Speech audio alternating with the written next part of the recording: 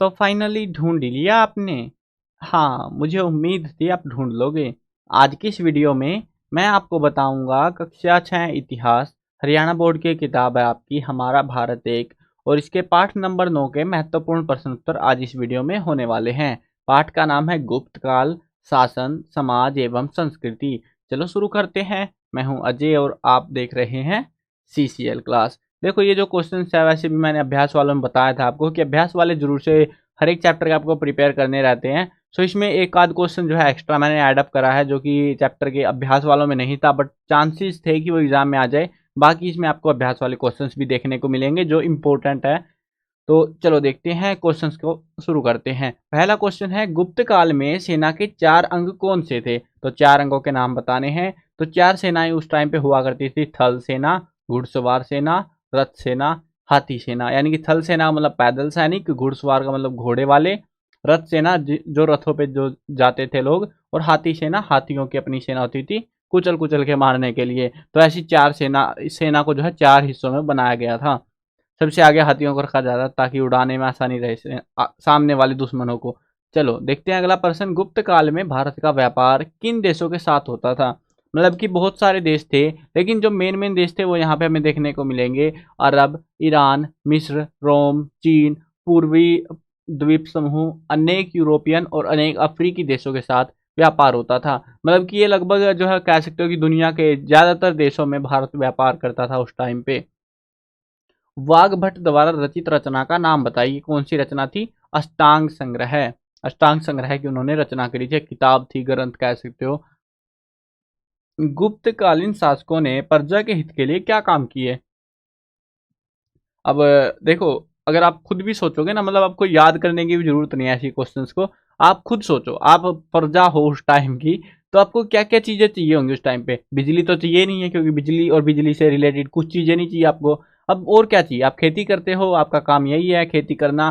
तो सबसे पहले क्या चाहिए? पानी चाहिए। पानी के लिए इन्होंने जो है सुदर्शन झील का, देखो बताते हैं, सिंचाई के लिए सौराष्ट्र गुजरात के इलाका है वहां पर गुप्त शासक स्कंदगुप्त ने सुदर्शन झील का पुनर्निर्माण करवाया। यानी कि चंद्रगुप्त मौर्य ने तो बनवाई थी, लेकिन स्कंदगुप्त ने जो है उसको पुनर्निर्माण करवाया, यानी कि उसके अंदर सुधार करवाया। उसके बाद आपने कुछ उगा लिया, आना जाना भी रहता, सड़कें चाहिए, तो उसने सड़कें भी बनवाई। आप धर्म के अनुयायी तो होगे, किसी न किसी धर्म को मानते होगे, मंदिर चाहिए, मंदिर भी बनवा दिए।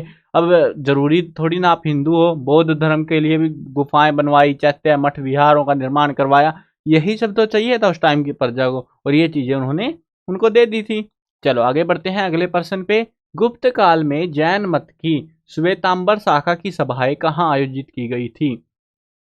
तो ये जो है दो शाखाएं, दो जो है सभाएं वहां पे हुई थी। पहली सभा थी मथुरा में और दूसरी हुई थी वल्लभी में। ये जगह के नाम आपको एज इट इज याद रखने पड़ेंगे।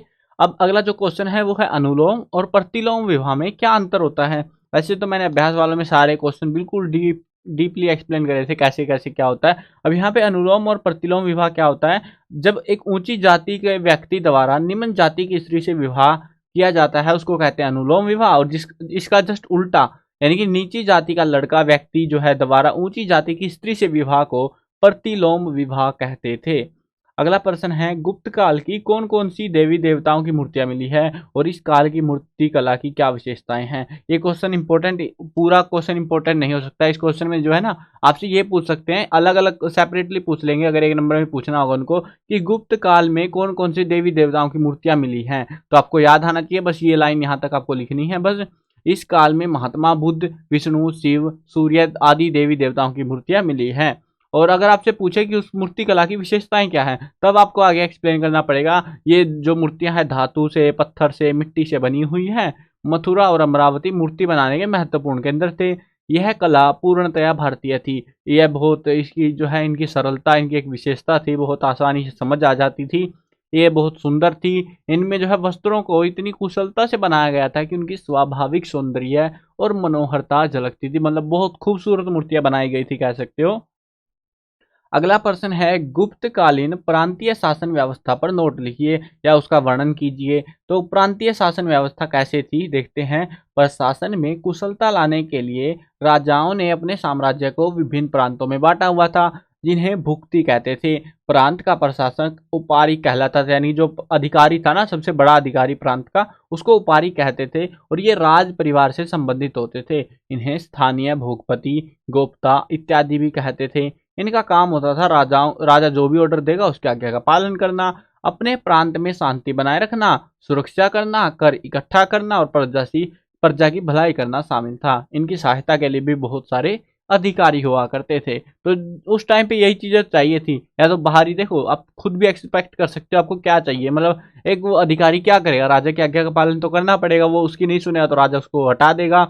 उसके बाद में अगर लड़ाई दंगे हो गए उसके शासनकाल में तो उसी को संभालनी है, शांति बनानी है। अब बाहर से कोई लुटेरे आ गए, सुरक्षा भी करनी है। अब जनता से पैसा भी वसूल करना है, जो कि सबसे महत्वपूर्ण काम हुआ करता था।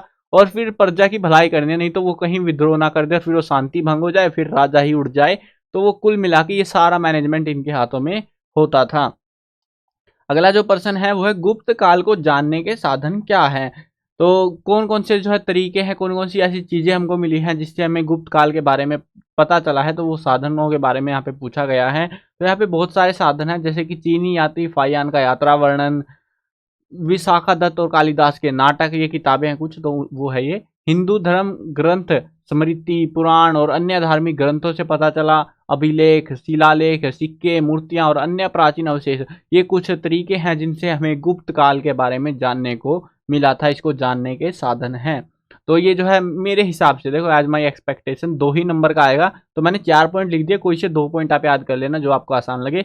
मेरे पर्सपेक्टिव से आपको देखो ये वाला बहुत आसान है। इसमें जो है वो सारी चीजें, इतिहास के अंदर हमें खुदाई में क्या क्या मिलता है, यही मिलता है ना, पत्थर मिल गया, शिलालेख, अभिलेख, सिक्के, मूर्तियां, तो ये चीजें। उसके अलावा जो है आप याद कर सकते हो इसका यात्रा वृतांत फाहियान का, ये काफी इंपॉर्टेंट है। फाहियान का यात्रा वर्णन भी एक किताब लिखी थी फोकवो की, तो उस किताब के अंदर भी जो है इन्होंने काफी डिस्क्राइब करा गुप्त काल के बारे में। तो इन 2 पॉइंट को आप अच्छे से याद कर लेना थोड़ा सा, भले ही इन बीच वालों को छोड़ देना, इतने काम के नहीं है, बट मैंने 4 लिख दिए, 4 ही बुक के अंदर थे। सो 2 नंबर में आएगा मेरे हिसाब से, तो ठीक है। बाकी आपकी मर्जी है, आप पूरा याद करना चाहो पूरा याद कर लेना।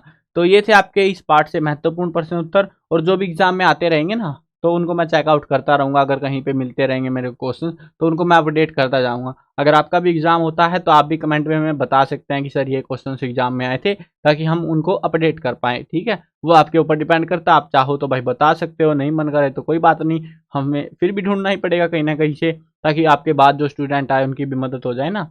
तो चलो वीडियो खत्म करते हैं। मैं कवर करने वाला हूँ क्लास 1 से लेके 12th तक सभी सब्जेक्ट की वीडियो, हिंदी मीडियम और इंग्लिश मीडियम दोनों में होने वाली है। तो सब्सक्राइब करो, साथ में घंटी दबाओ, ताकि कोई भी अपडेट आए आपको बिल्कुल टाइम से मिल जाए।